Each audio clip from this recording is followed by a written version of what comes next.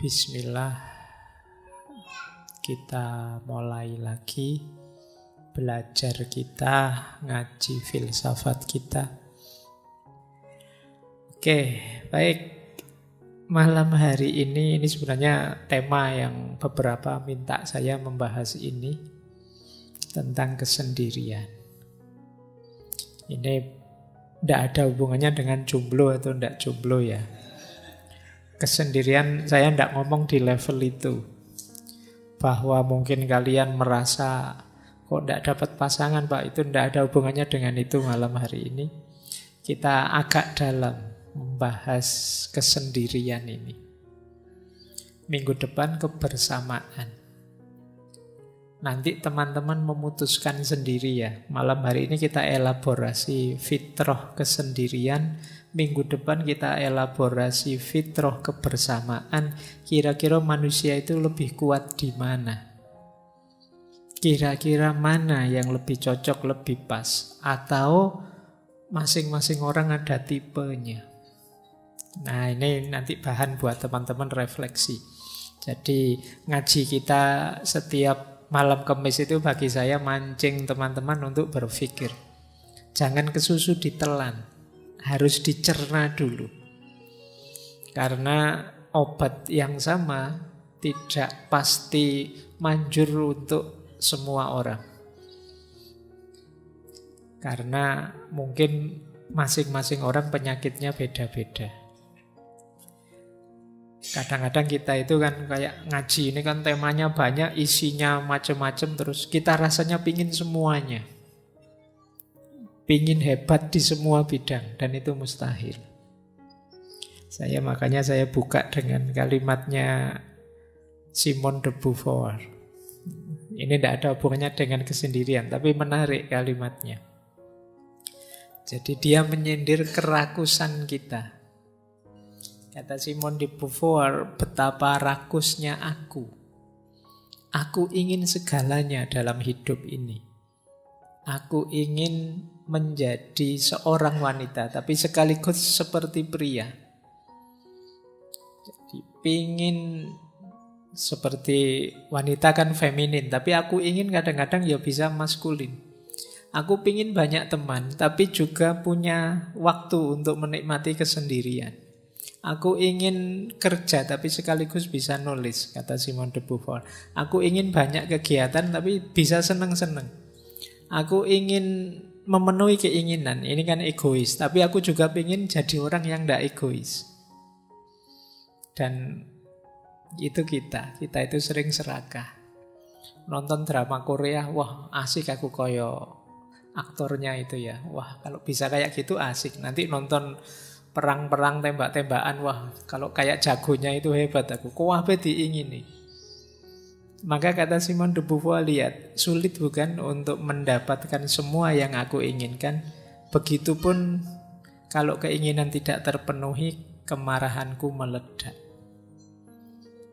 Ini yang sering saya wanti-wanti, yuk tahu diri, tahu batas. Kunci awal batas itu ada di keinginan.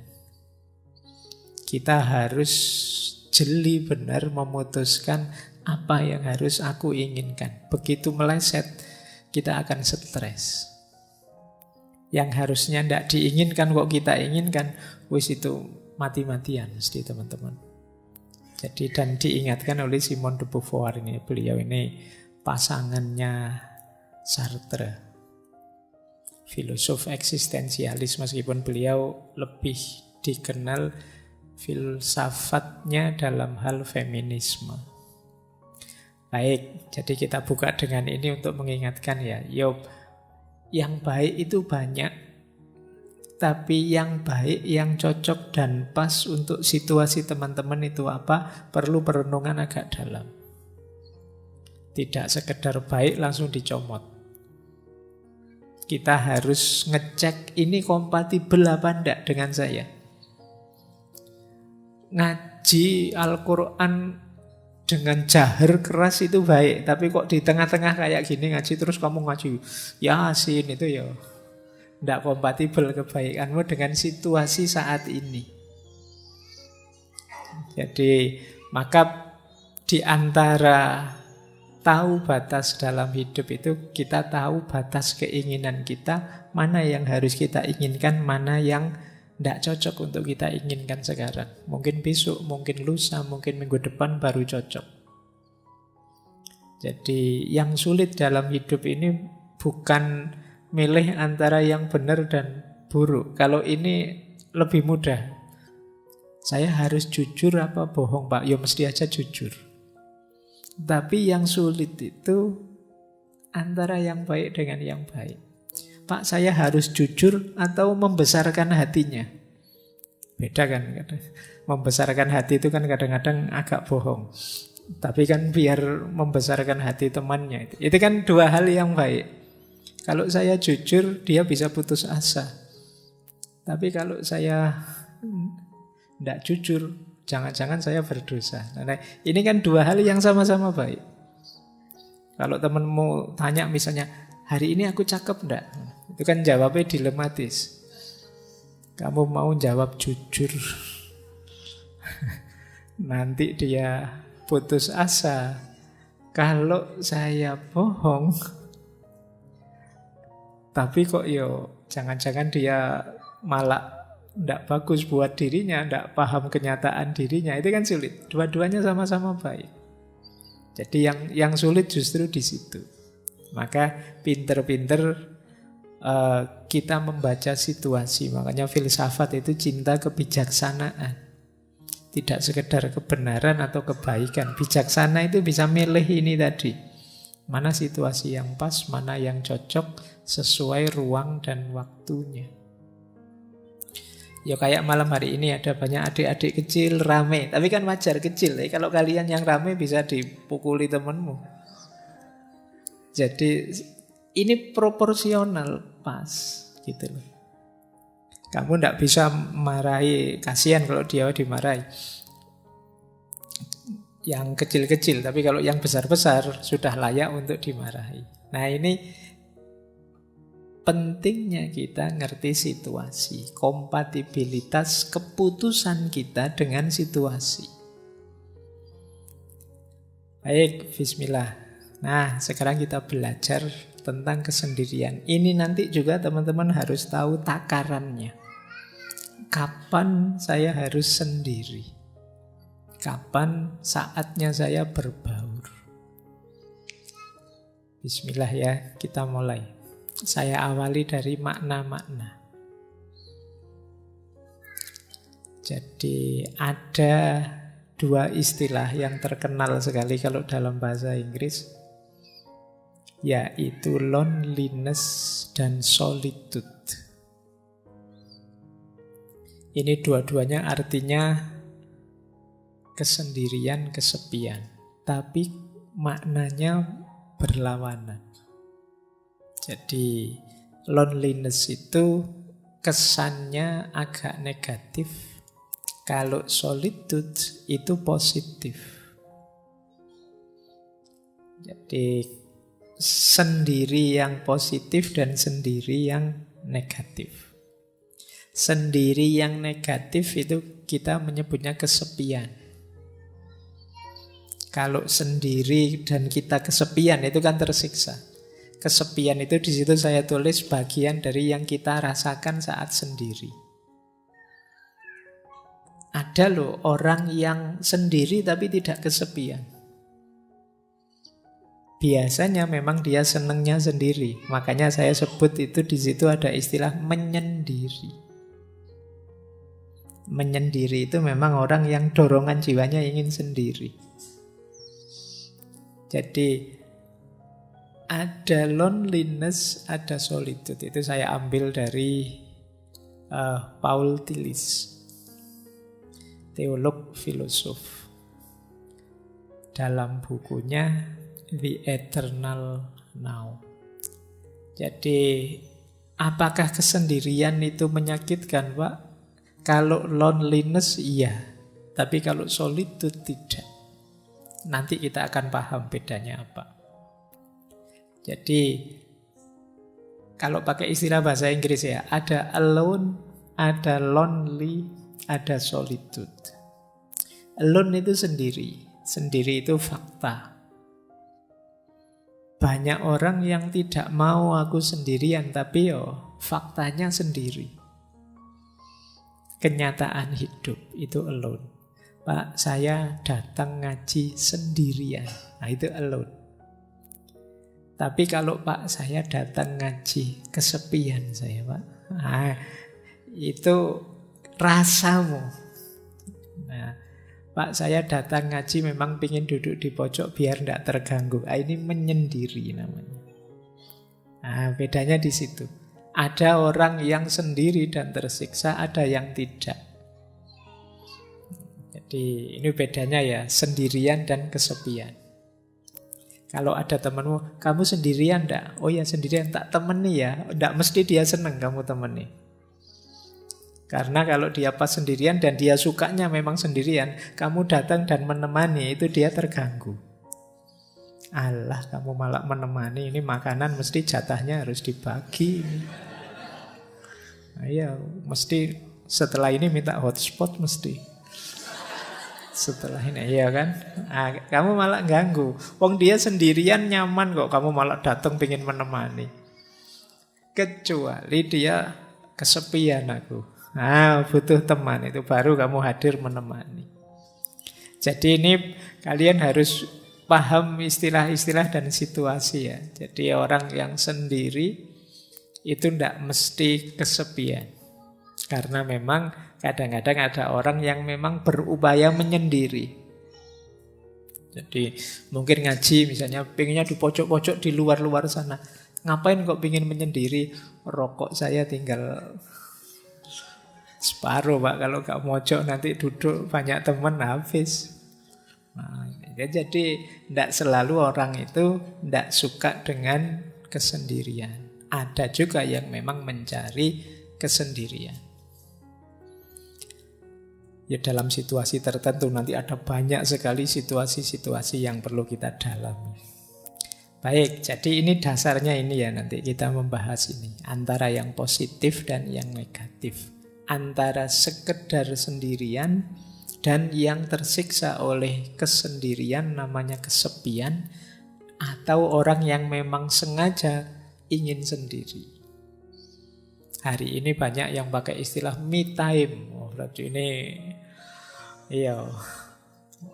waktunya buat aku saja. Aku tidak pengen diganggu, tidak pengen.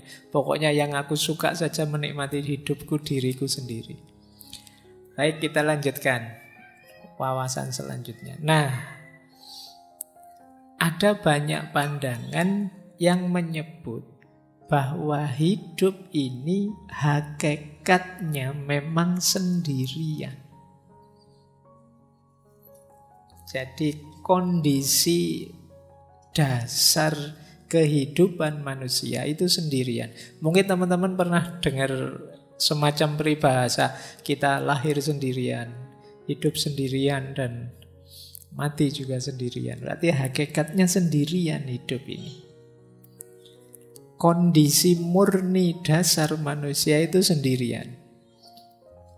Tapi kan dalam kenyataannya kita berhubungan, Pak. Kita berinteraksi dengan orang, Pak. Nah, interaksi dan hubungan itu kalau sendirian tadi yang hakiki, berarti interaksi dan hubungan itu sifatnya artifisial.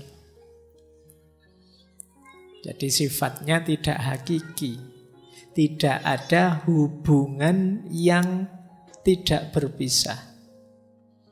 Semua hubungan, semua relasi pasti pada saatnya berpisah. Berarti memang hakikat hidup ini sendiri. Maka teman-teman tidak perlu malu, tidak perlu gentar kalau kamu sampai usia sekian kok tidak punya pasangan, sendiri saja. Loh, ini yang hakiki justru seperti ini. Jadi hakikatnya hidup itu justru ini. Nah, makanya di situ saya kutip ya, ini kalimat dari Osho. Osho ini seorang tokoh filosof spiritual mistik India, punya aliran namanya Rajneesh. Kapan-kapan kita bahas beliau, seorang manusia spiritual. Judul bukunya menarik. The sound of one hand clapping. Suara satu tangan yang bertepuk. Itu lebih kesepian lagi itu. Ya, jadi tepuk tangan tapi tangannya satu. Kata Osho, kita lahir sendiri dan akan mati sendiri. Di antara dua kenyataan tersebut, kita menciptakan 1001 ilusi tentang kebersamaan. Yakni semua jenis hubungan, pertemanan, permusuhan, cinta, kebencian, dan seterusnya. Kita menciptakan aneka halusinasi hanya untuk menghindari fakta bahwa kita adalah sendirian. Namun apapun yang kita lakukan, kebenaran tidak dapat berubah. Bahwa memang hakikatnya kita sendiri. Seperti itulah adanya. Daripada berusaha melarikan diri darinya, jalan terbaik adalah bergembira di dalamnya. Jadi, jangan sedih, jangan galau, jangan malu, jangan gentar kalau kita sendirian. Karena memang kita lahir dulu sendirian, nanti mati juga sendirian. Makanya tadi saya bilang ini lebih hakiki. Jadi kalau ada pertanyaan mana lebih hakiki, sendirian atau kebersamaan, lebih hakiki sendirian.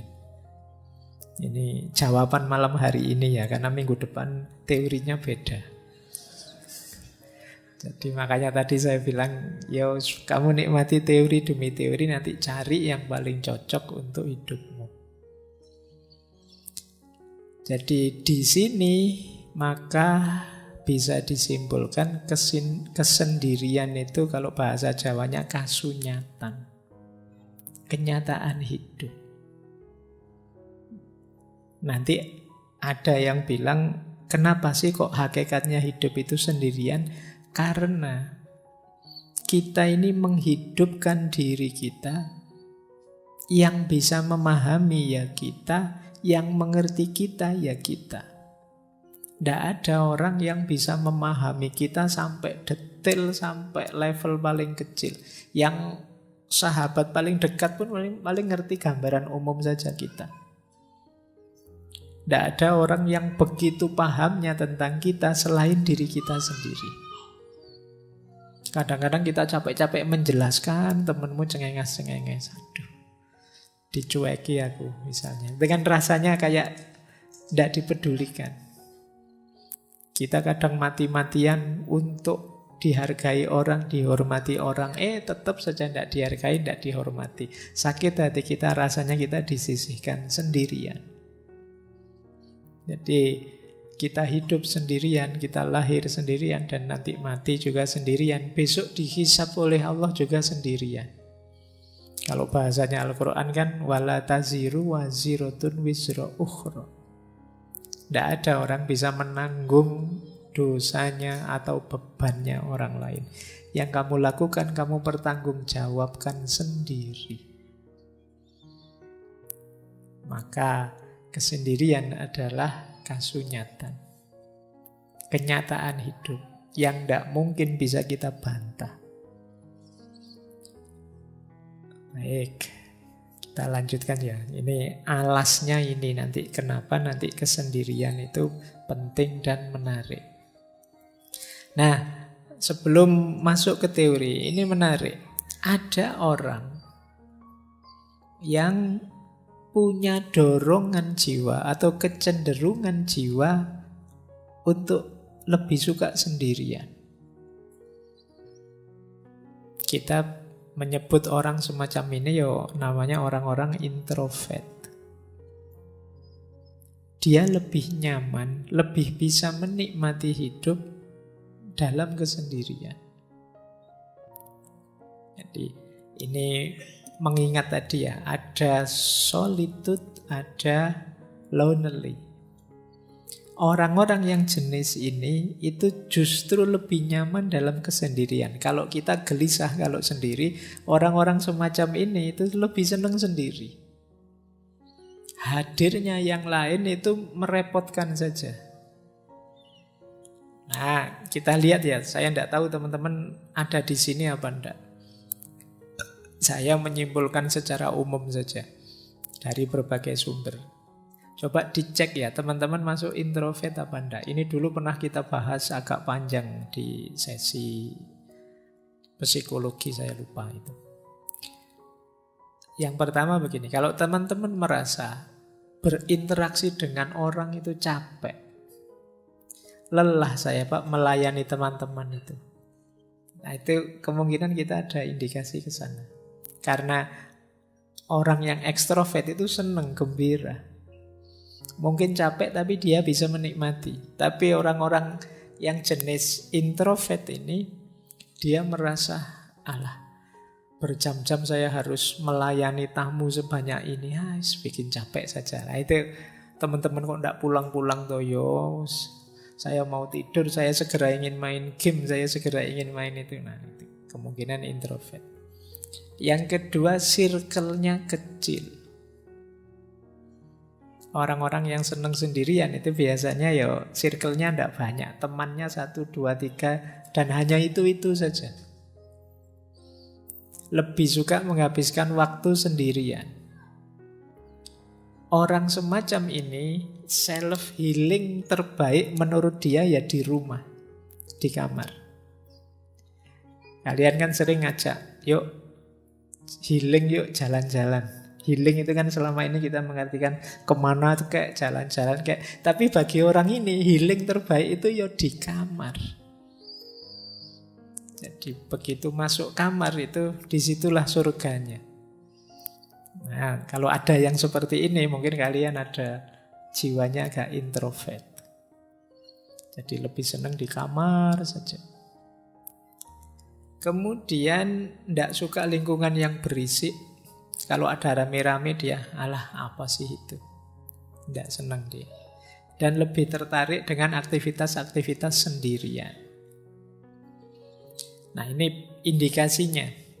Implikasinya kadang-kadang wong karena orang-orang introvert ini juga kan pasti bergaul meskipun tidak intensif.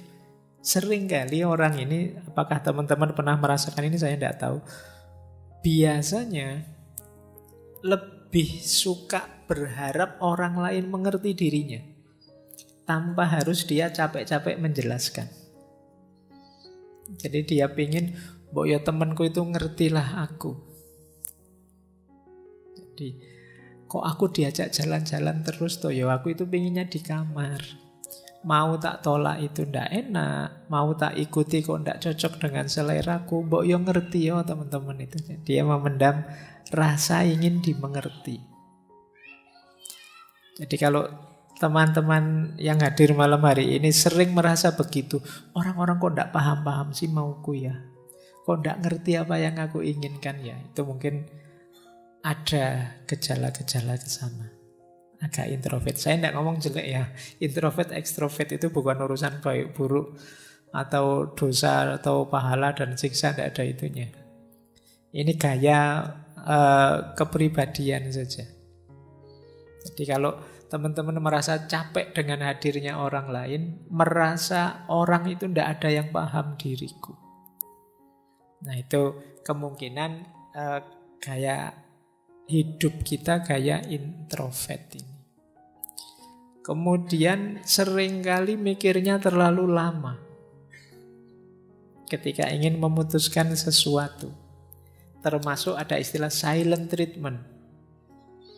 Jadi coba saya misalnya punya teman ingin menjauh dulu sementara, biar tidak terlalu terpengaruh tapi lama-lama terus jadi tidak akrab lagi sama temannya. Nanti ada yang jenisnya seperti ini. Diajak sangat akrab tidak mau, diajak terlalu intim tidak nyaman dia. Ketemu ya say hello, hai ada apa kabar, sudah makan belum, sudah selesai pulang. Jadi tidak detail-detail sampai akrab sampai gimana. Dia tidak nyaman dengan itu. Jadi ciri implikatifnya kadang-kadang mikirnya lama untuk bisa memahami orang, pingin yakin orang tidak membohongi saya, yakin orang mengerti saya, sampai akhirnya rasanya ya jadi tidak akrab lagi sama teman-temannya. Dan kadang-kadang kecewa dengan dirinya sendiri. Saya itu kok begini ya, jangan-jangan saya itu kurang ramah ya. Jangan-jangan saya itu orangnya tidak enak diajak ngobrol ya, jangan. Itu sering kecewa, menyalahkan dirinya sendiri. Nah, ini cirinya orang introvert. Kemudian kadang-kadang juga ekspektasinya tinggi pada orang lain. Akhirnya kecewa. Membayangkan temannya bisa memberikan apa, berbagi apa, memberikan apa. Tapi kemudian tidak seperti yang dibayangkan. Kenapa kok dia estimasinya salah? Karena relasi sosialnya kurang. Sehingga kadang-kadang mungkin mudah ditipu orang, mudah dikecewakan orang. Dia tidak ngerti kalau orang gayanya kayak gini ini ya biasanya ngapusi. Oh kalau orang cengeng-cengeng kayak gitu itu tidak serius. Oh itu kan hanya yang akrab yang ngerti gitu. Kalian yang tidak terlalu intens dalam pergaulan di dunia sosial sering salah membaca. Nanti orang basa-basi dianggap serius. Mari mas. Oh ya, kadang-kadang wong itu cuma basa-basi kamu. Nanti ada, ayo silahkan. Itu kalau di sini ayo silahkan itu cuma basa-basi, jangan diminum beneran. Nanti ada orang makan, sudah makan?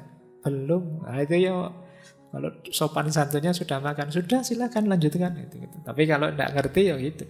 Jadi karena tidak terlalu intensif dalam pergaulan, kadang-kadang salah estimasi, akhirnya kecewa. Ya mbok sekali-sekali mampir, itu basa-basi, kamu mampir beneran. Nah, harus hati-hati, karena pergaulan sosial ya punya rumusnya sendiri-sendiri. Ya, nah termasuk juga sering tidak enakan.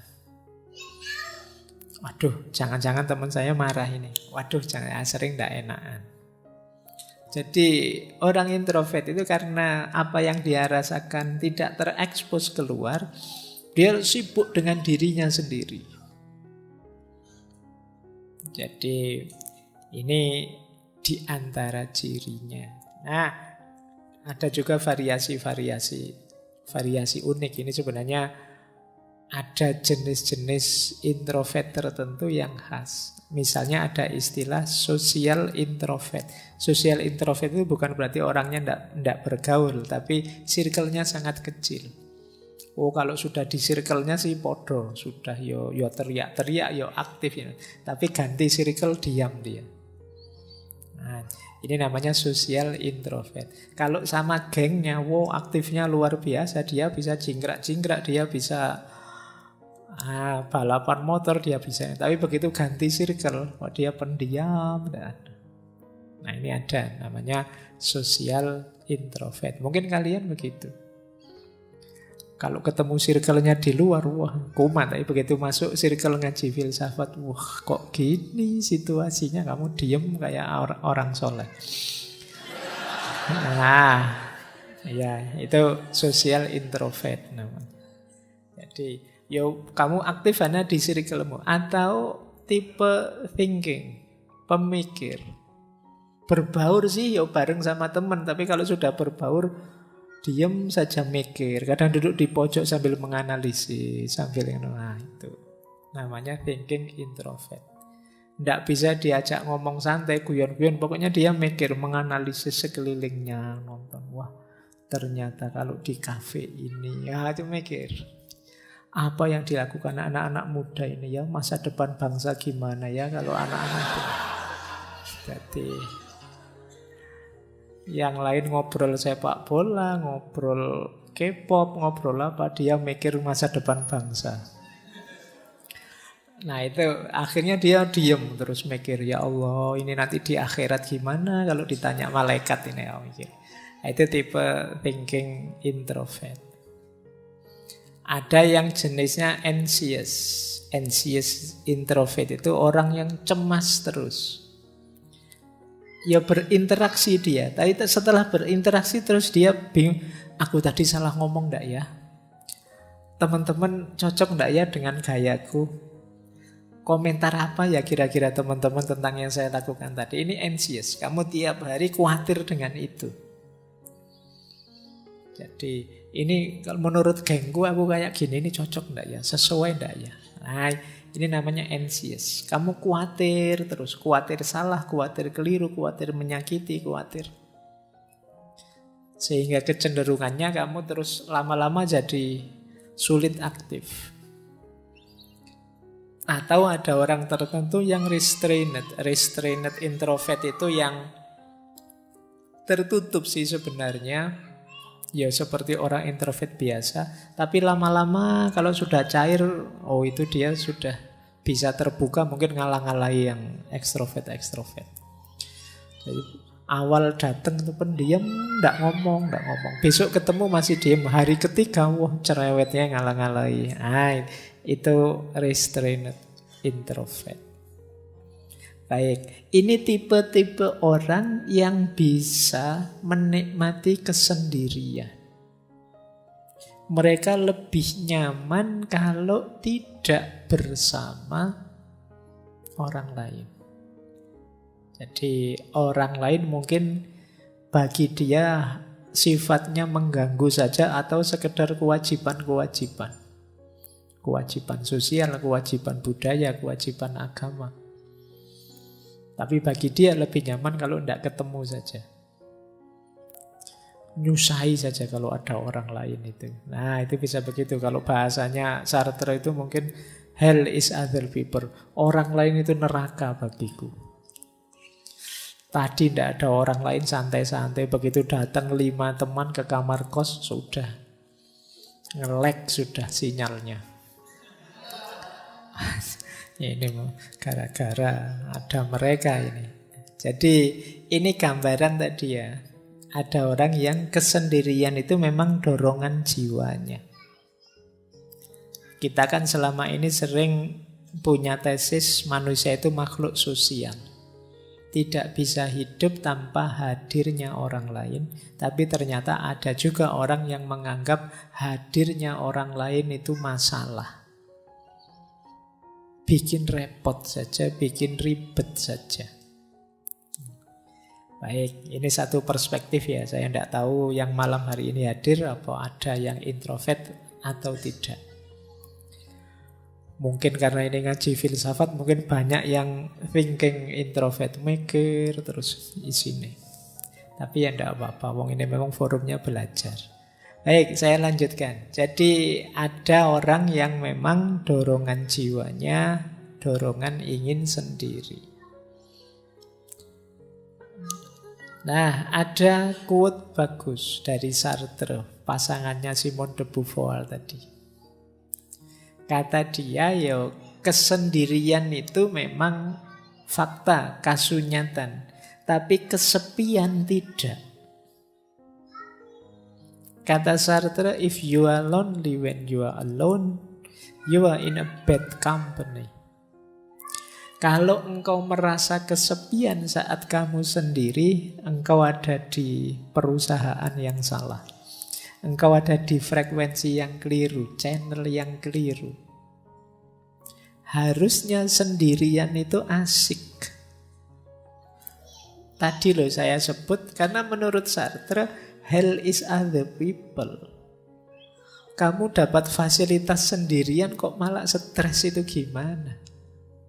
Harusnya kamu nikmati, justru asik. Kamu bisa bebas. Coba ada banyak orang lain, kamu tidak bisa ngapa-ngapain sudah. Jadi misalnya kamu di masjid ini agak sumuk, kan nggak berani tiba-tiba nyopot baju terus, gimana? Nggak bisa. Kenapa? Ada orang lain. Coba di kamarmu yang pas sendirian, sumuk sedikit ya kamu copot semua bajumu, santai sudah. Kenapa kalau di sini kamu tidak mau? Ada orang lain. Hadirnya orang lain kalau di Sartre itu ya menyusahkan saja, membelenggu kebebasanku. Maka kata dia, if you are lonely, when you are alone, you are in a bad company. Maka carilah kesendirian, tapi bukan berarti sendiri itu kesepian. Kamu usiamu berapa kok masih sendirian? Ya enggak apa-apa saya sendirian, yang penting kan saya enggak kesepian. Nah, karena sendiri dan kesepian itu dua hal yang berbeda. Baik, jadi versinya Sartre ya, kita memang harus merayakan kesendirian tanpa harus merasa kesepian. Baik, sekarang kita masuk ke tadi kesendirian, sekarang kesepian. Kalau ini yang menyakitkan, yang lonely. Tadi kan ada kesepian, kesendirian. Ini yang bagian kesepian. Ada banyak sekali jenis kesepian. Ada namanya kesepian emosional. Kesepian emosional itu tidak ada hubungannya dengan ada banyak orang atau tidak. Tapi jiwamu memang jiwa sepi. Meskipun malam hari ini mungkin puluhan teman di sekelilingmu, kamu merasa sendirian. Berarti apa? Emosimu yang kena. Kena mental ini sudah. Jadi temennya banyak loh, kok masih merasa kesepian. Ramenya bising di sekeliling, kamu merasa asing sendirian. Ini kesepian level emosional. Ada orang yang seperti ini. Jadi kesepian itu ternyata tidak selalu harus sendirian. Banyak teman pun orang bisa kesepian. Jadi rumusnya ternyata bisa bolak-balik ya. Sendirian tidak mesti kesepian. Kesepian tidak pasti sendirian. Mungkin kamu dekat dengan orang yang kamu benci, rasanya tidak nyambung sama sekali dan kamu merasa sendirian. Tidak ada yang mendukung. Atau banyak orang sih tapi saya tidak ada yang kenal loh Pak. Ya kamu rasanya kesepian. Mungkin kamu naik kereta atau naik bis itu, padahal bisnya penuh. Tapi karena kamu tidak kenal semuanya kan kamu diem saja dari Jogja sampai Jakarta, ya rasanya sendirian. Nanti kamu sampai di tujuan di Jakarta ditanya, ke Jakarta sama siapa? Sendirian. Padahal sak kereta itu ratusan orang jumlahnya. Tapi begitu ditanya sama siapa ke Jakarta sendirian. Karena sebanyak itu orang tidak kamu hitung. Kamu menghitungnya dirimu saja yang tidak kenal dengan mereka semua. Yang kesepian jiwamu. Jiwa kalau sudah kesepian ya sebanyak apapun keramaian, sejumlah apapun orang di sekelilingmu ya kamu tetap merasa sepi. Ada kalanya sepi itu karena mungkin kamu kenal, kamu ngerti, tapi mereka tidak paham dirimu. Nah, itu kamu juga biasanya merasa kesepian. Yang kedua, ada kesepian sosial. Ini terjemahan saja. Kesepian sosial itu, kalau ini kuantitas. Semakin kecil jumlah teman, ya semakin rasanya sepi. Semakin kurang jaringan sosial, ya rasanya semakin sepi. Jadi ini kalau emosional tadi hubungannya dengan rasa yang ada di dalam, kalau yang sosial ini hubungannya dengan jumlah yang ada di luar. Wah, kok ngajinya malam hari ini sepi ya. Yang datang cuma 2 orang saja. Nah, ini kesepian level sosial. Jadi ada sosial, ada emosional.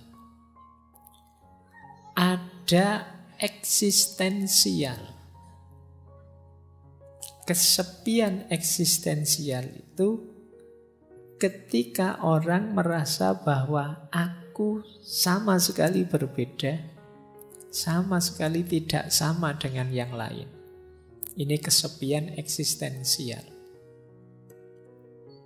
Di tengah-tengah orang misalnya, apalah kalian misalnya punya geng motor, semuanya pakai motor. Aku kok ngontel dewean yo, itu terus kamu merasa tidak sama dengan yang lain. Itu kesepian eksistensial. Misalnya sak kelas temenmu lagi party apa nyanyi-nyanyi, semuanya sukanya lagu barat, lagu Korea. Aku kok campur sari dewean ya senengnya.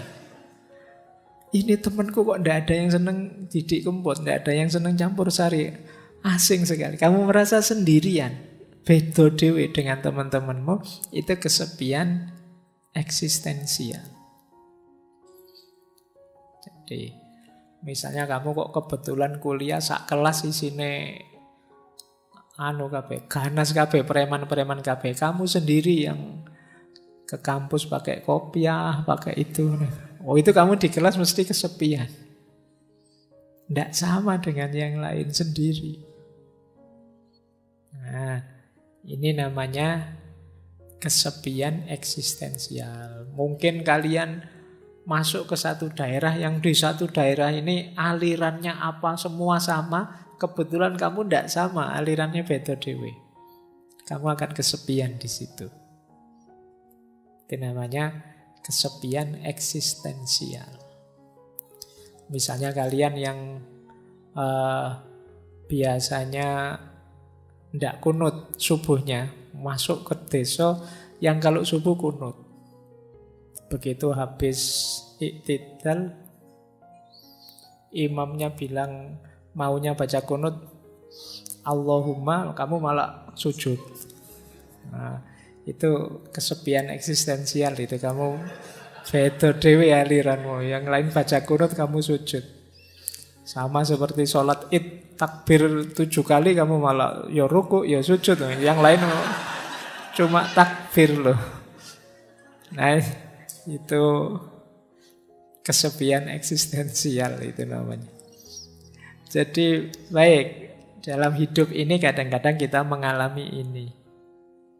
Bahkan ada kalanya pikiran kita tidak dipahami orang. Semuanya versi A, padahal menurutmu yang benar versi B, kalian akan merasa kesepian.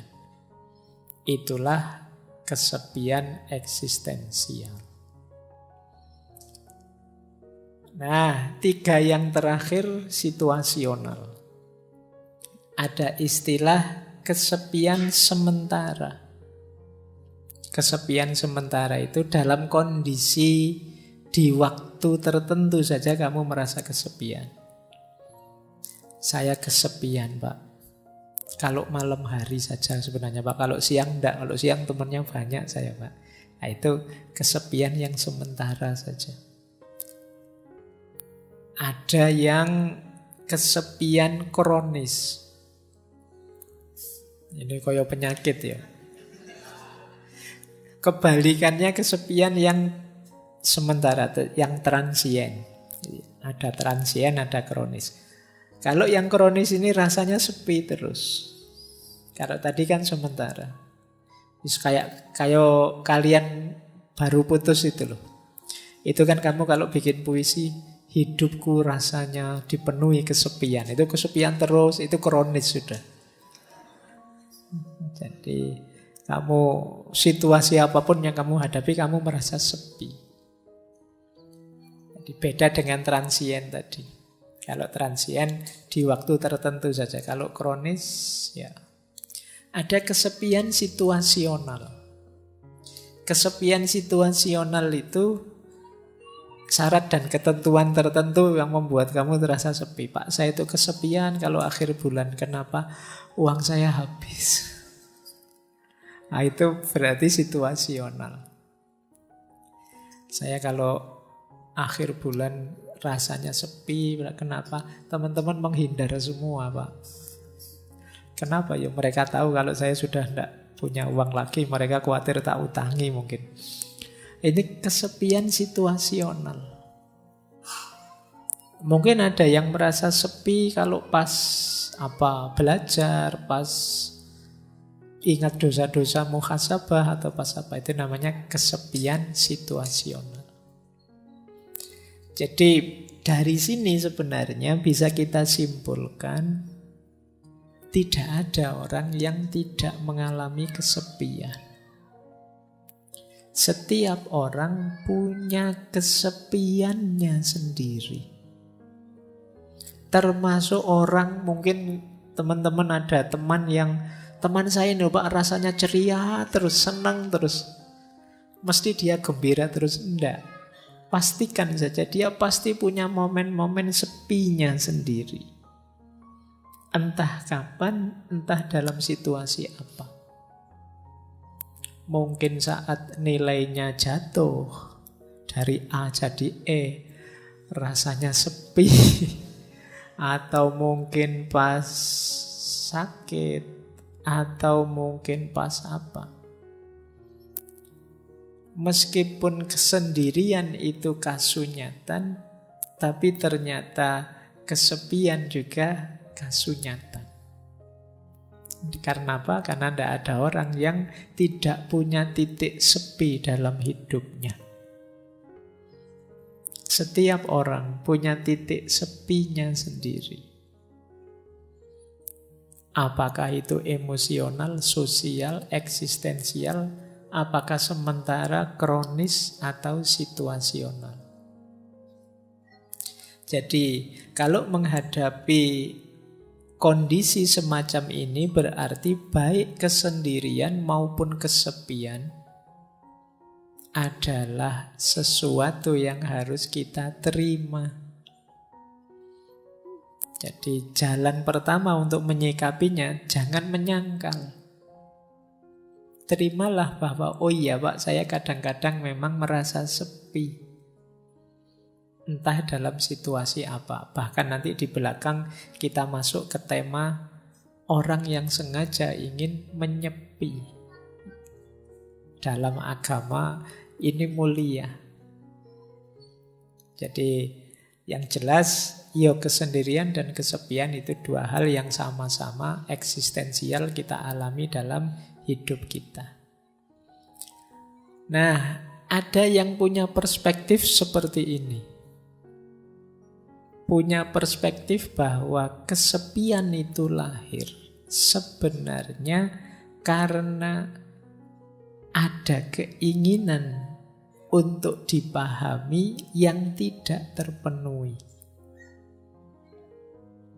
Kenapa kok setiap orang punya titik sepinya sendiri? Karena dalam hidup pasti ada hal di mana kita ingin dipahami dan orang lain tidak bisa memahami kita.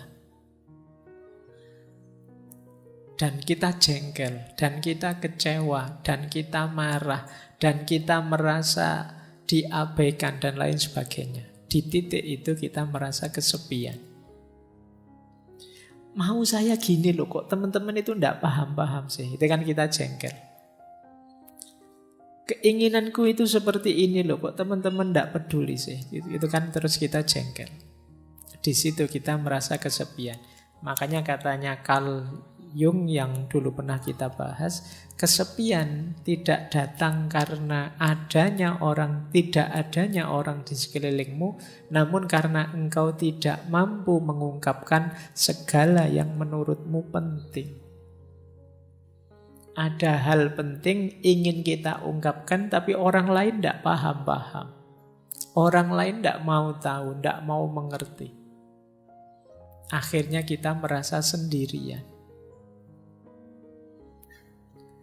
Dilanjutkan itu oleh Jodi Picoult, ini novelis Amerika. Kata dia, biar ku beritahu engkau, kalau engkau ketemu seorang penyendiri, itu bukanlah karena mereka menyukai kesendirian, namun karena mereka sebelumnya telah berusaha keras untuk membaur ke dalam dunia, dan orang-orang selalu mengecewakannya. Jadi kita merasa sepi, merasa sendiri ketika orang tidak mau tahu kita, ketika orang mengabaikan kita, ketika orang tidak peduli pada kita. Kita teriak-teriak, mbok jangan maki-maki di medsos, mbok jangan gegeran di medsos, ayo kita rukun. Dan orang-orang tetap maki-maki, tetap gegeran. Di situ kan kita merasa, ternyata suaraku tidak didengar. Ternyata nasihatku tidak diikuti. Ternyata keinginanku tidak dipahami. Di situ kita merasa, nilaiku ini apa sih? Nah ini jadi sepilah kita merasa itu. Maka teman-teman kalau merasa hidupnya semi, coba dicek. Jangan-jangan seperti yang dijelaskan di awal, kita mematok keinginan terlalu tinggi terhadap orang lain. Kita ingin orang lain paham kita ingin orang lain suka pada kita ingin orang lain peduli pada kita ingin orang lain memperhatikan nasihat kita. Dan ketika keinginan ini tidak terpenuhi, kita merasa asing, kita merasa sepi. Disitulah Khalil Gibran berkata, rasa kesepianku lahir saat orang memuji omong kosongku dan mencela kediaman kebijaksanaanku. Dia merasa sepi karena kalau saya ngomong kosong yang aneh-aneh yang tidak penting, kok malah dipuji oleh orang. Semuanya nge-like, semuanya suka, padahal itu cuma isinya prank-prank yang tidak jelas. Tapi pas saya serius ngomong yang mantep-mantep atau saya diam dalam rangka bijaksana, orang malah mencelaku.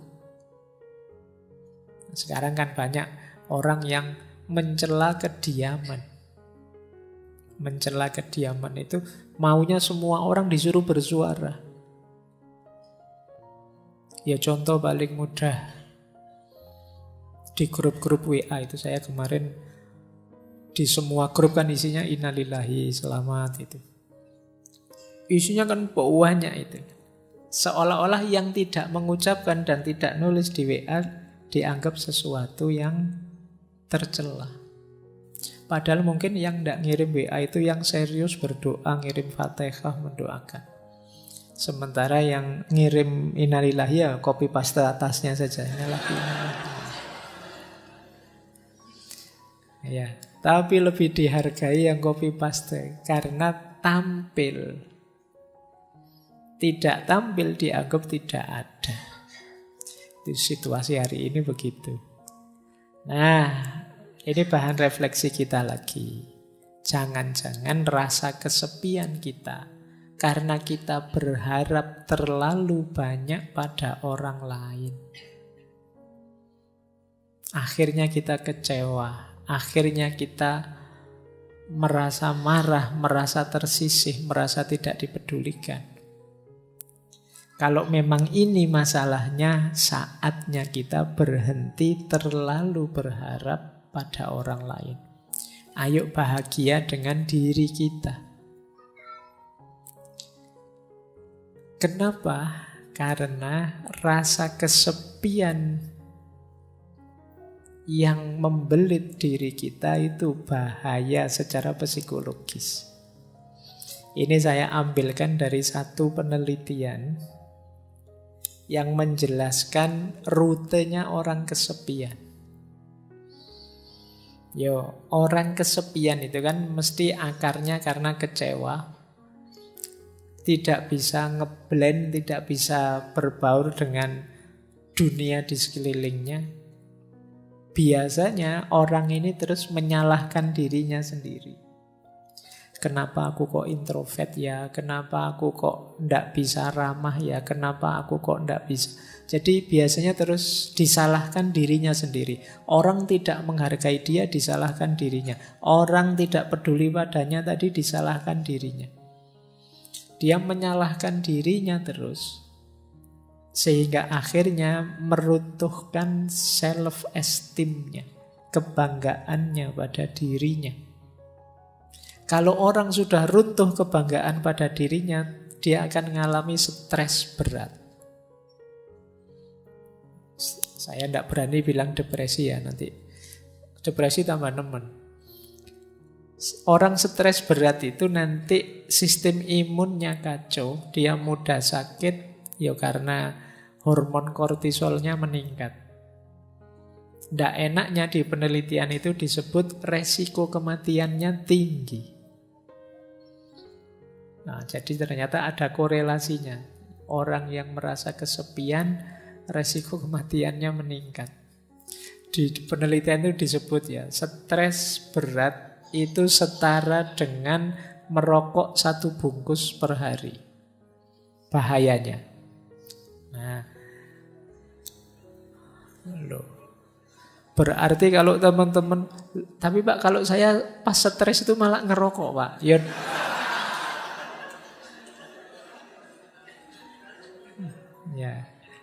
Ya wis bener, daripada bahayanya seperti ngerokok 1 bungkus, ya ngerokok saja sekalian 1 bungkus. Ya memang bahayanya itu.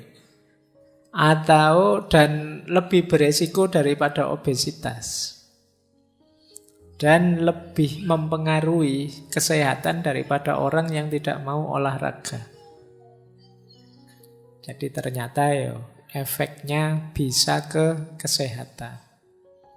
Meskipun tadi hanya kesepian. Sepi, menyalahkan diri sendiri, stres, dan mati. Resiko kematiannya tinggi. Oke, baik. Ya semoga teman-teman yang sedang sendirian tidak kesepian. Kalau kesepian, jangan selalu menyalahkan diri sendiri. Kesepian tidak apa-apa, asal gembira. Senang, menikmati. Alhamdulillah ya Allah, aku sendirian, tidak ada yang ganggu. Alhamdulillah sepi sekarang. Tidak repot lagi, tidak apa-apa. Maknai saja secara positif, biar tidak stres.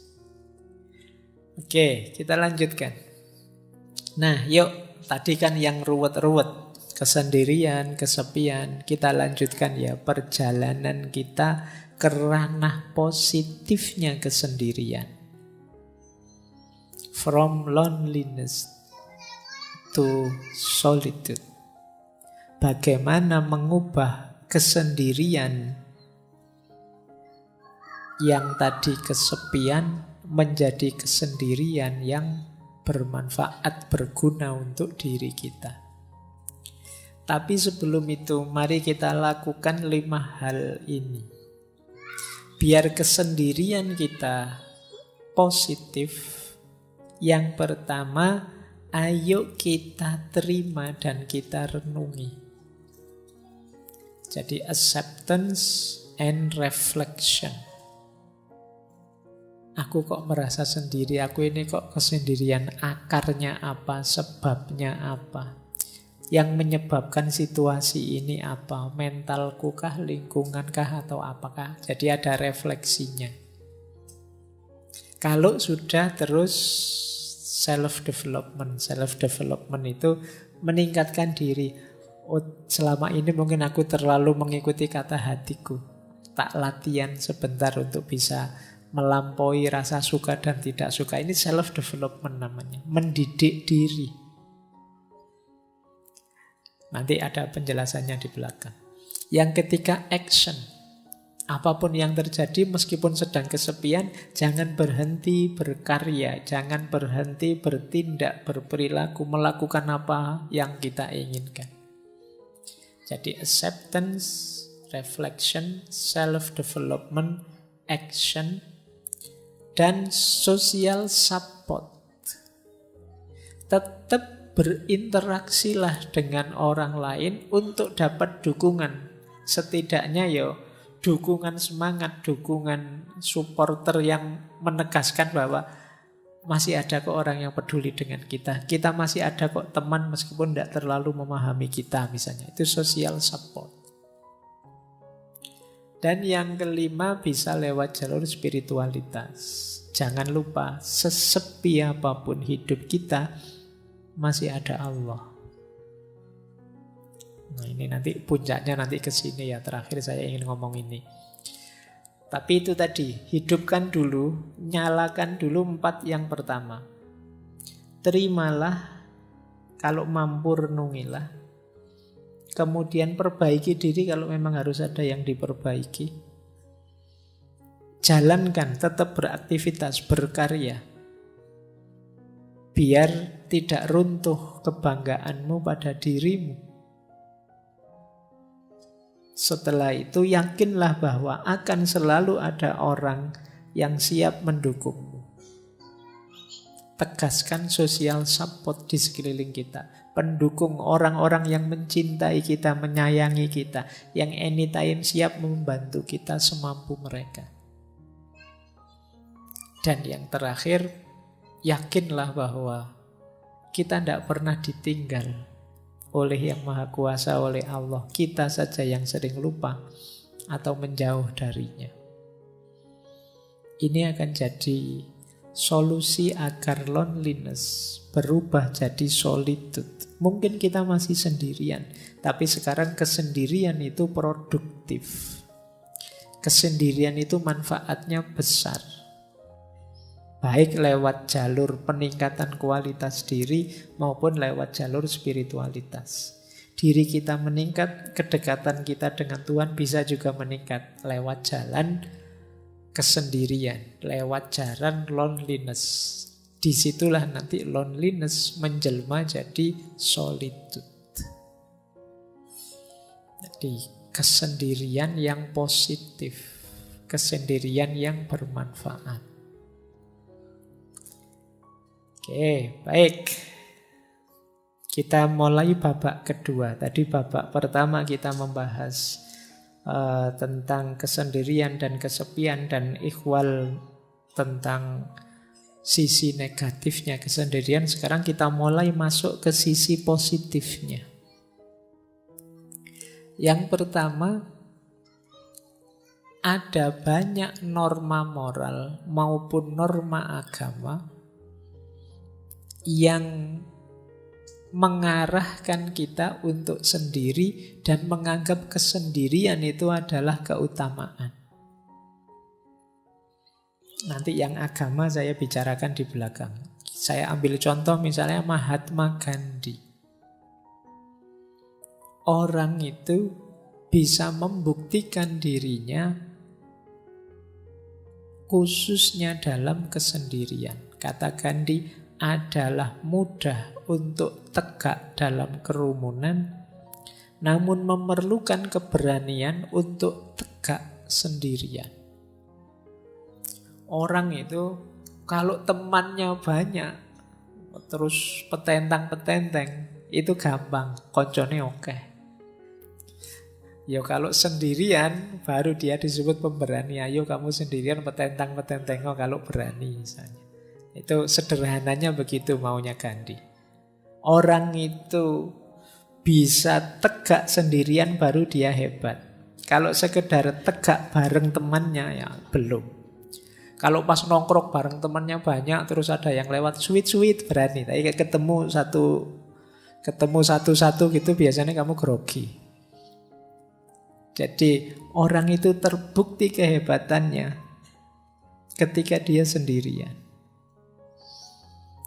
Kalau kamu bareng orang banyak, lewat kuburan, santai saja. Mungkin kamu sampai, ayo kalau ada hantu keluarlah ngono. Tapi begitu sendirian, wah, ono angin sidik, wah, melayu mesti banter.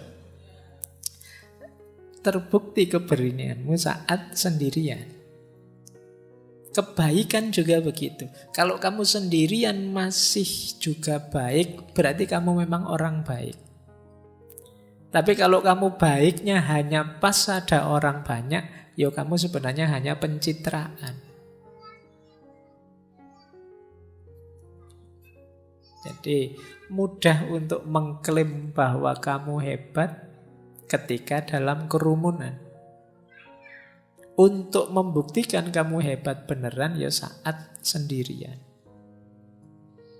Jadi ini salah satu quote untuk menegaskan betapa sendirian itu sebenarnya bermakna pembuktian. Kamu hebat beneran apa enggak? Kamu jago beneran apa enggak? Makanya kata Lao Tse, orang biasa itu membenci kesendirian. Namun seorang master, dia bisa memanfaatkan kesendirian, dia memeluk kesendirian sambil menyadari bahwa dia adalah satu dengan seluruh semesta. Jadi kesendirian bermakna pembuktian diri. Saatnya kalian tampil, ya sendiri. Kalau saatnya kalian tampil kok banyak orang, kamu tidak akan terlihat. Eksis itu dirimu sendiri. Semakin banyak orang yang menopangmu, ya kamu dianggap belum terlalu eksis. Untuk menegaskan bahwa kamu eksis, ya ketika kamu sendiri pun ternyata bisa tegak. Jadi jalan keutamaan lewat aspek sendirian ini membuktikan bahwa kita ini memang benar-benar mampu, benar-benar bisa. Jadi secara positif kesendirian bisa bermakna pembuktian. Lanjut. Secara positif juga kesendirian bisa bermakna kebebasan.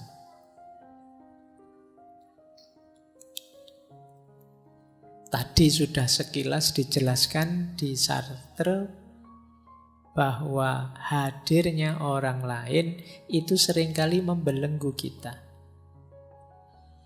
Di sini ditambahi oleh Arthur Schopenhauer yang sering kita kutip, filosof eksistensialis. Kata Arthur, seseorang bisa menjadi dirinya sendiri hanya selama dia sendirian. Dan jika dia tidak menyukai kesendirian, dia tidak akan menyukai kebebasan. Karena hanya ketika dia sendirian, dia benar-benar bebas. Ini bebas ini maknanya dua. Bebas dalam arti kita bisa melakukan apapun tanpa terhalangi, atau bebas dalam arti kita bisa melakukan apapun tanpa bantuan orang lain.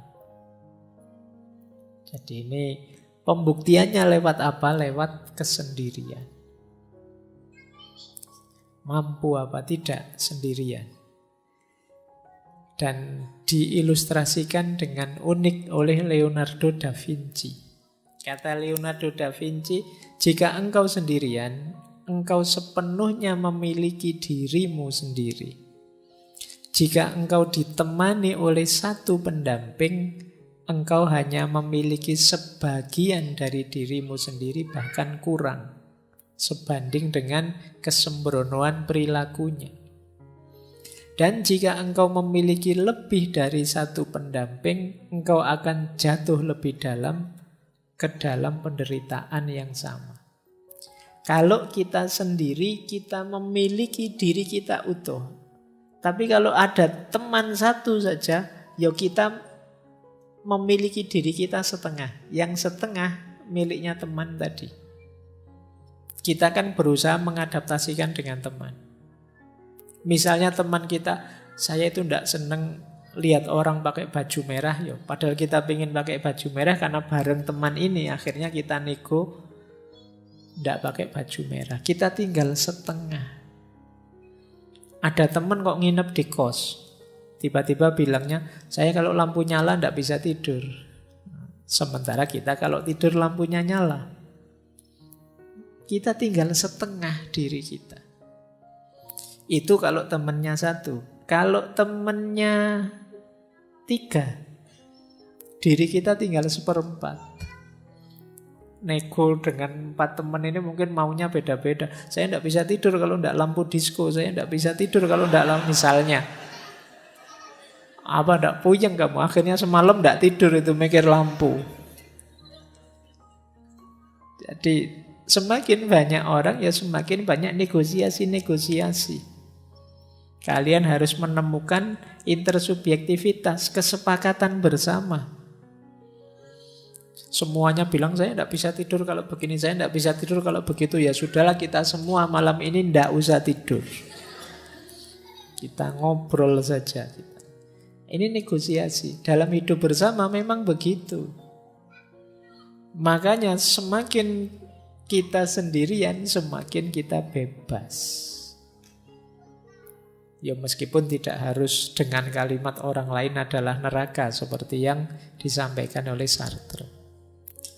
Jadi makna positif kedua, kalau tadi kan kesendirian itu pembuktian diri, kalau ini kesendirian itu kebebasan.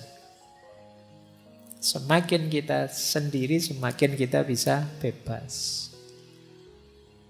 Baik.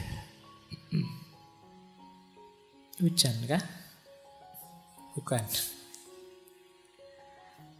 Kita lanjutkan. Yuk. Nah, pembuktian diri sudah, kebebasan sudah. Makna positif kesendirian selanjutnya adalah pemenuhan diri. Pemenuhan diri itu maksudnya kita ingin jadi apa? Kita ingin membuat diri kita selevel apa? Itu sebagian besar jalurnya adalah kesendirian. Contoh misalnya, saya ambil quote-nya Picasso. Kata Picasso, pelukis aliran kubisme yang terkenal sekali, tanpa kesendirian yang luar biasa, tidak ada pekerjaan serius yang mungkin dilakukan. Kalau kalian garap skripsi kan sendirian. Kalau pas temenmu banyak di kamar, ndak jadi garap skripsi. Ngobrol mesti. Saya ndak sendirian, juga ndak banyak teman, Pak. Berdua, Pak. Kalau berdua ndak jadi skripsi. Mungkin jadi yang lain.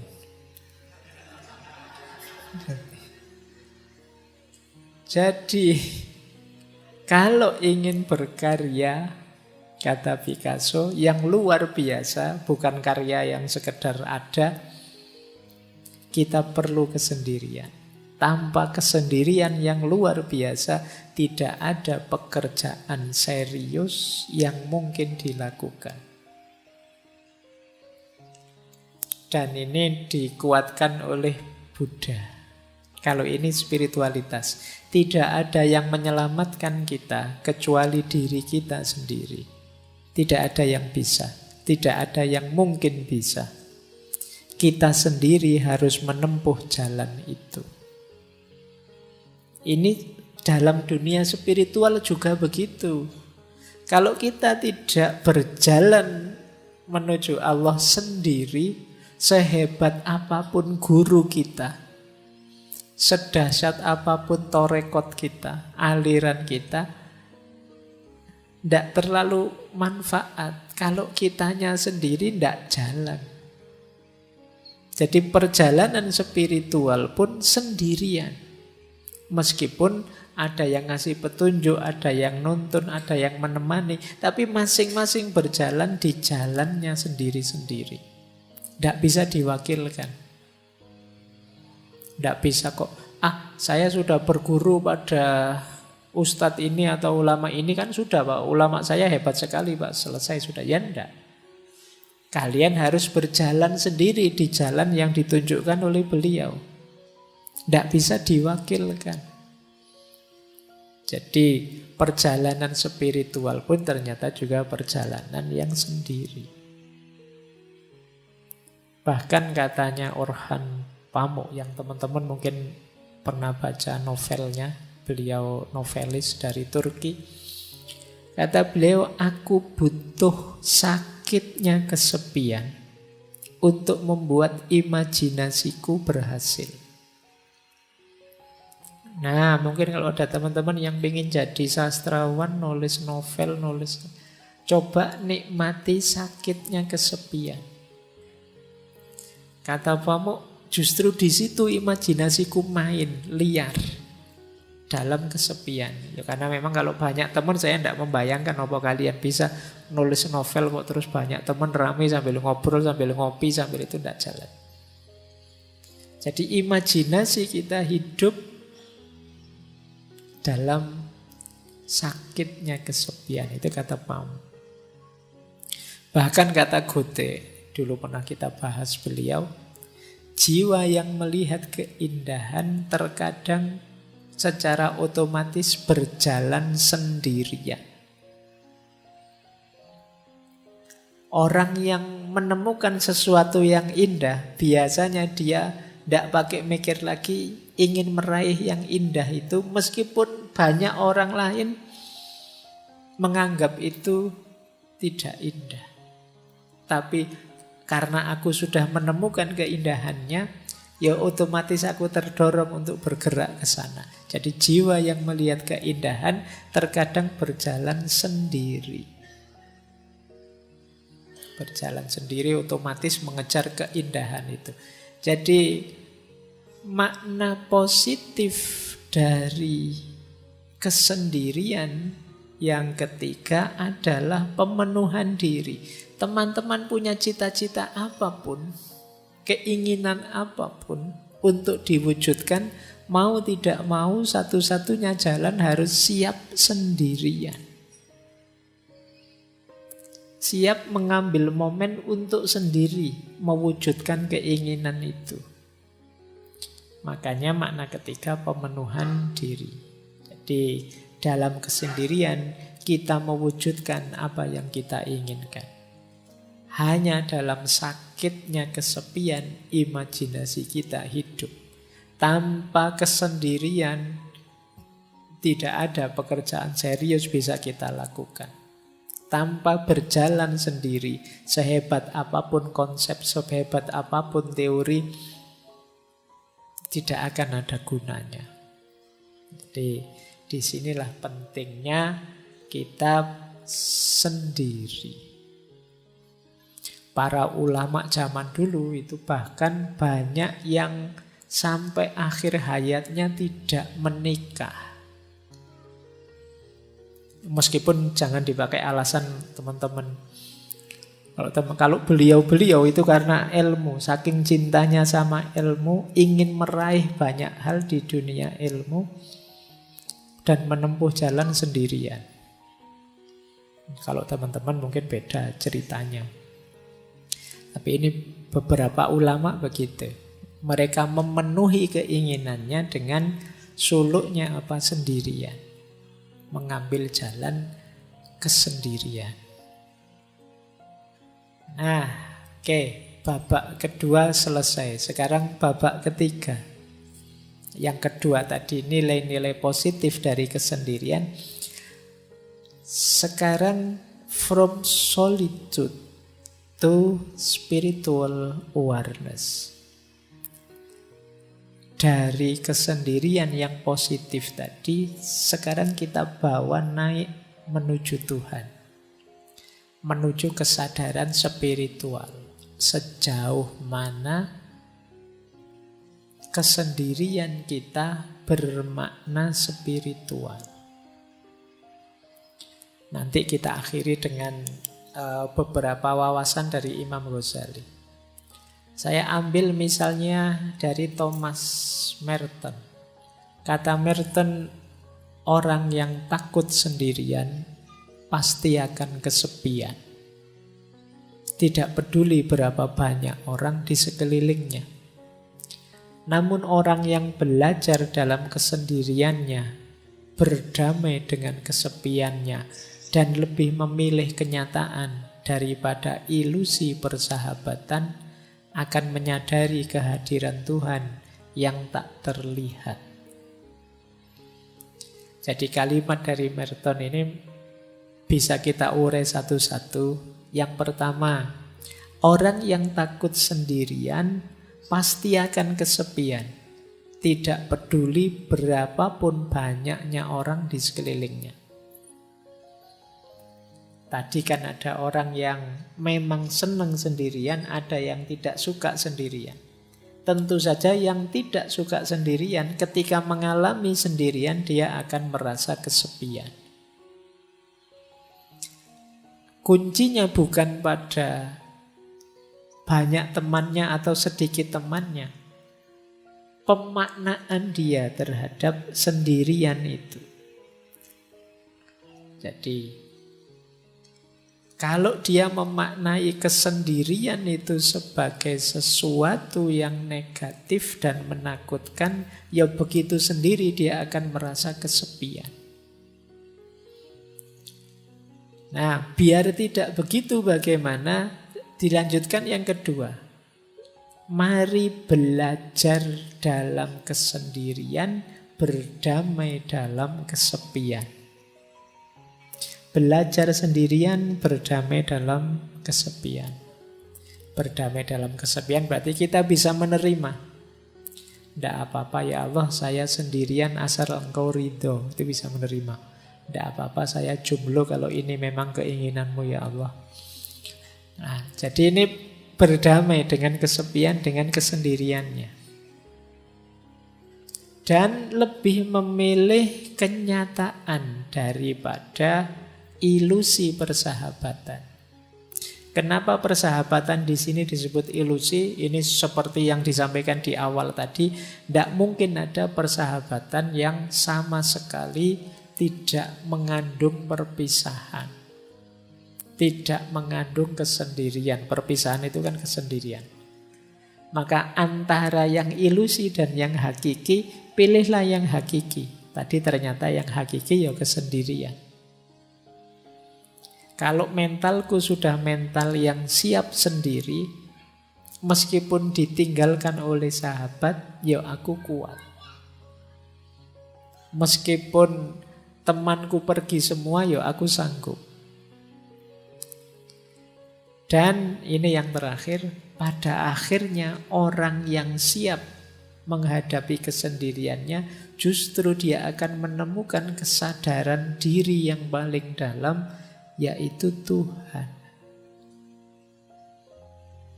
Dalam kesepianmu yang paling puncak, kalian justru akan menyadari hadirnya Tuhan. Inilah from solitude to spiritual awareness. Dari kesendirian menuju kesadaran spiritual. Itulah mengapa dulu Rasulullah itu setiap momen tertentu yang masyhur kan saat bulan Ramadan, beliau menyendiri.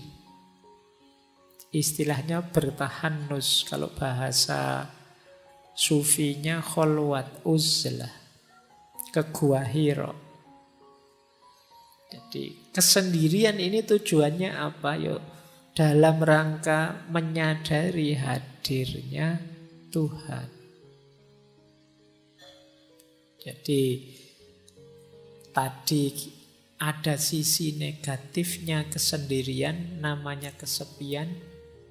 Tapi juga ada sisi positifnya. Dan sekarang sisi yang positif itu kita bawa berjalan ke ranah spiritual. Kita lanjutkan, belajar lagi. Kata Osho lagi tadi, Osho sudah kita kutip ya.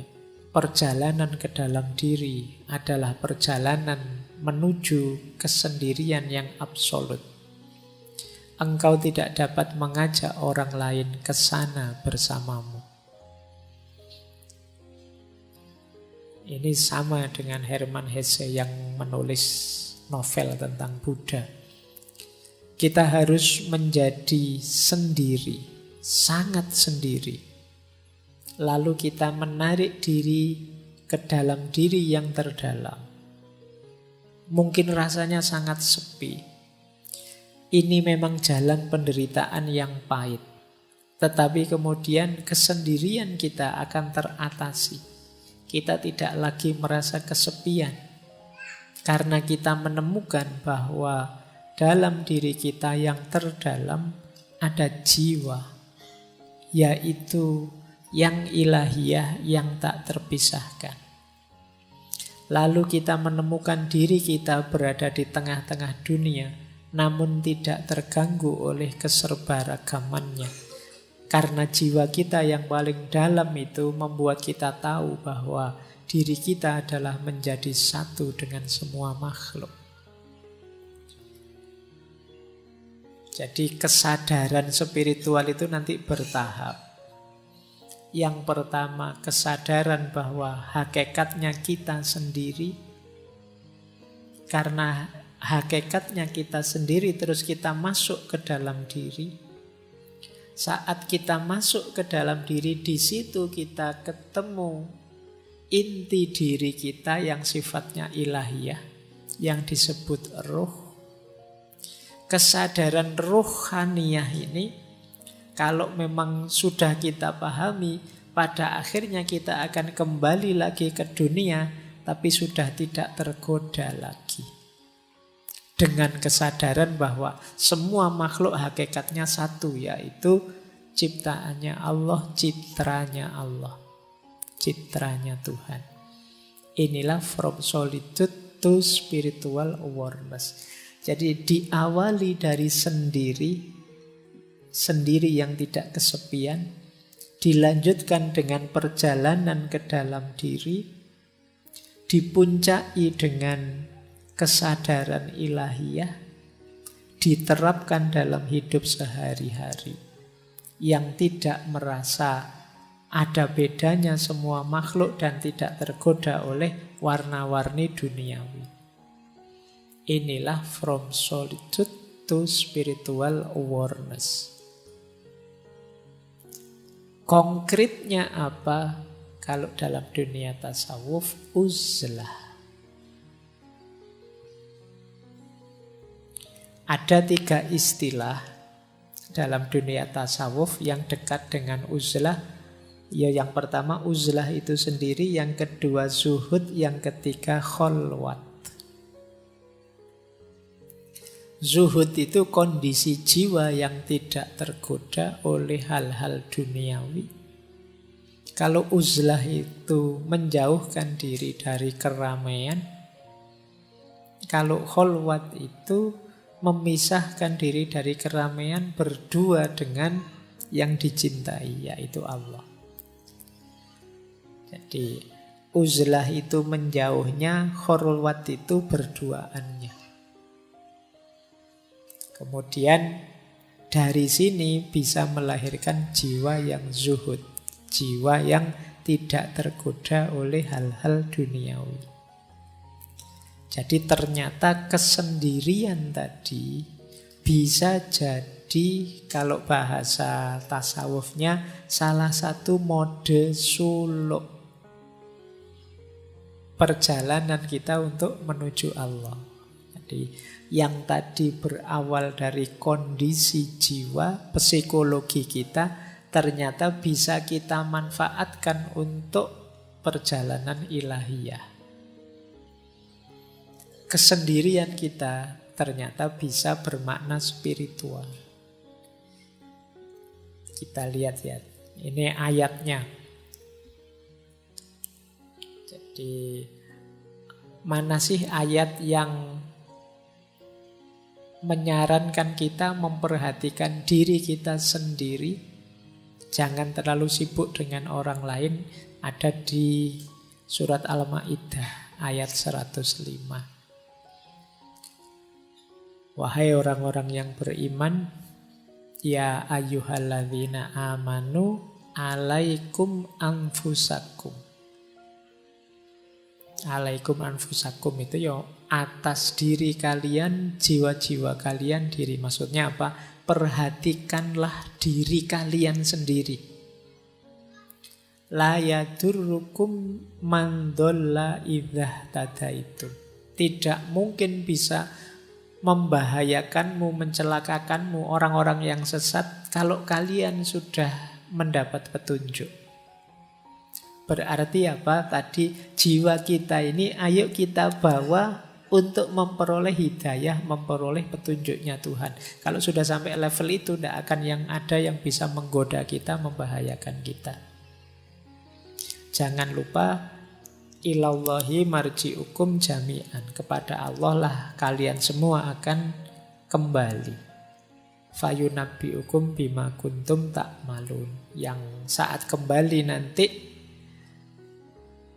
akan diberitahu kalian apa saja yang sudah kalian kerjakan. Jadi ayat ini menegaskan keutamaan ayo memperhatikan diri kita sendiri dulu.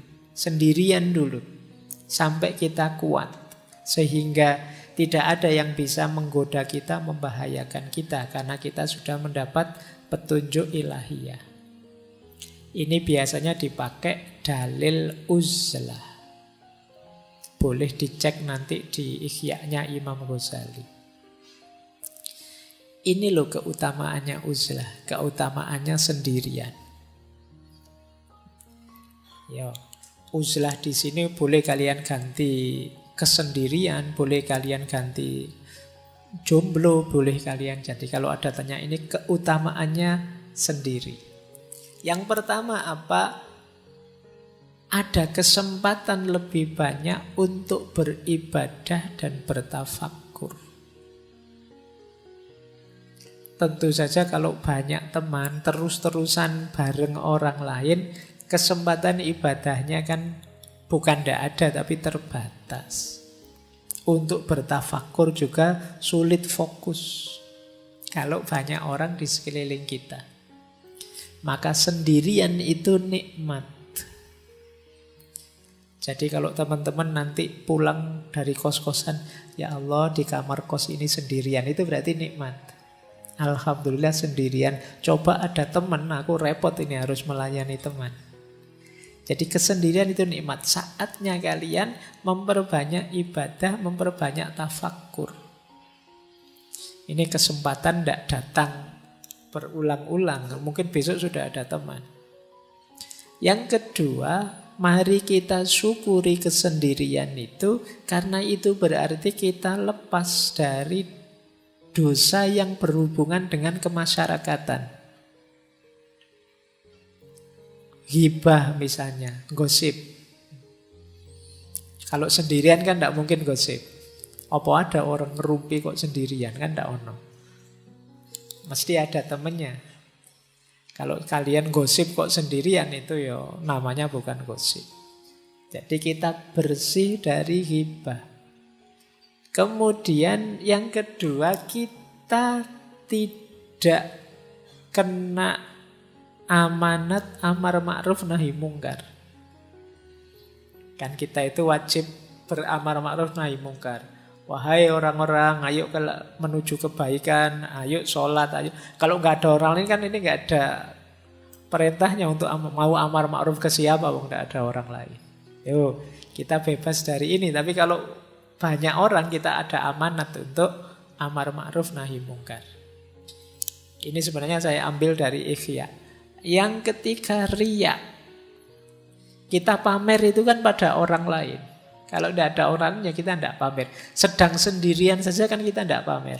Kalau mau keluar ketemu orang kan kita pamer. Kita dandan lah, kita apalah. Tapi kalau pas sendirian kan tidak. Terus yang keempat, kita terlindungi dari perilaku-perilaku buruk. Mengumpat, memfitnah, mencela. Tidak ada orang lain. Loh, paling tidak kan kita selamat dari empat ini. Jadi teman-teman jangan mengeluh, jangan protes, jangan sedih kalau oleh Allah ditakdir jomblo abadi lama sekali. Kok tidak ada teman, ya Allah, tidak apa-apa.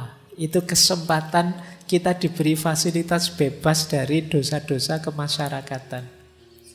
Jadi alhamdulillah, itu kan gitu. Jadi ini utamanya uzlah, menjauh sebentar, dalam kesendirian kita mendekat pada Allah. Kemudian membebaskan diri kita dari pertengkaran dan perselisihan. Ya tidak mungkin gegeran wong kita sendirian. Juga menyelamatkan kita dari ngobrol yang tidak ada gunanya. Basa-basi yang sia-sia, menghabiskan waktu saja. Jadi kalau tidak ada orang lain kan kita tidak mungkin ngobrol yang aneh-aneh, ya sudah. Apa-apa ya to the point saja, sudah sesuai yang kita inginkan. Ya kalau mau ibadah ya ibadah, mau tafakur ya tafakur. Kemudian untungnya uzlah juga ya menyelamatkan diri dari gangguan dan godaan orang lain. Sekitar kita ini kan banyak sekali godaan demi godaan. Kalau kita pas sendirian paling tidak selamat lah. Tidak ada godaan. Kalau pas bareng-bareng gini kan godaannya banyak. Kalian misalnya ngelirik, wah HP-nya baru, HP-ku kalah, ini sembunyiin aja. Ini kapan ya aku bisa beli HP baru? Tadi nggak mikir gitu, sekarang jadi mikir itu. Waduh, temanku sekarang sudah sukses, kapan ya aku suksesnya? Tadi nggak mikir itu, sekarang mikir itu. Wah, temanku pasangannya kok cakep, aku kapan ya dapet? Itu karena berinteraksi. Jadi ada untungnya ternyata kita uzlah, menjauh. Kemudian yang kelima, putusnya harapan orang banyak atas kita dan harapan kita atas orang banyak.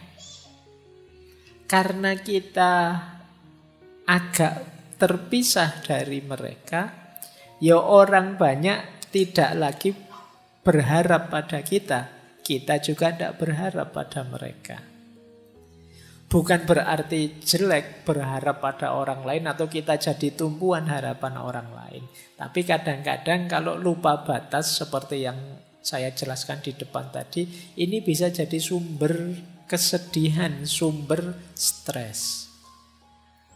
Orang lain berharap kita itu ya wong mahasiswa, mbok yo hidup yang tertib. Kalau adzan ya ke masjid. Kalau itu kan mungkin orang lain berharap itu dan kita tertekan dengan itu. Kita juga berharap masyarakat itu mbok ya begini begitu. Tapi begitu kita uzlah, harapan-harapan yang macam-macam tadi sudah tidak ada.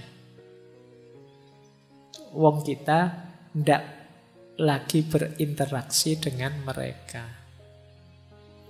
Jangan lupa uzlah ini bukan berarti untuk selamanya kita berpisah dengan masyarakat. Uzlah ini lebih pada melatih jiwa kita, melatih diri kita agar tidak mudah tergoda.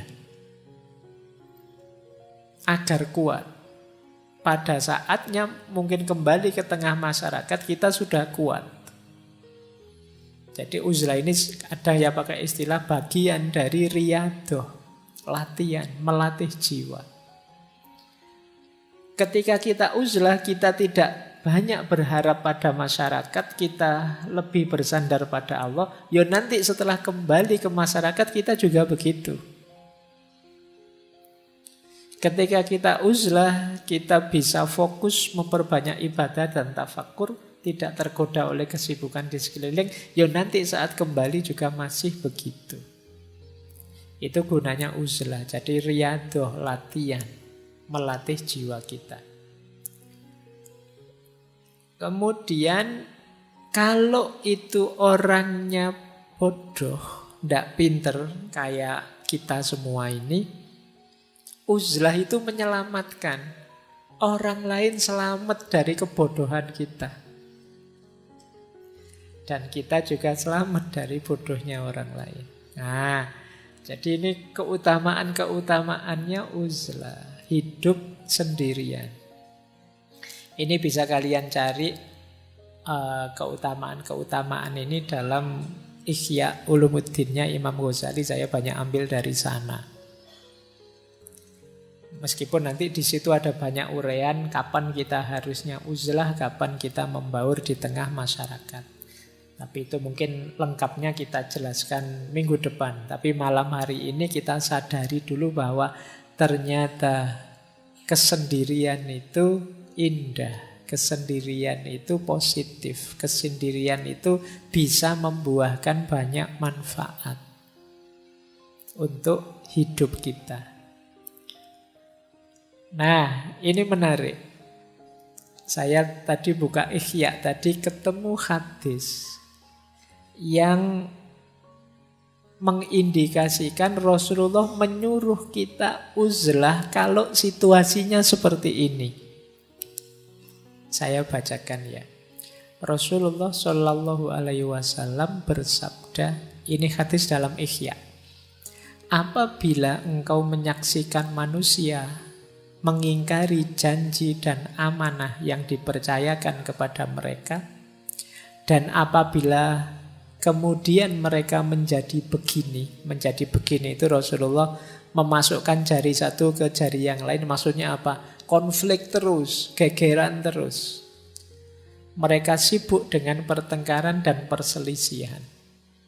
Kemudian seorang sahabat bertanya, lalu apa yang harus kami lakukan ya Rasulullah?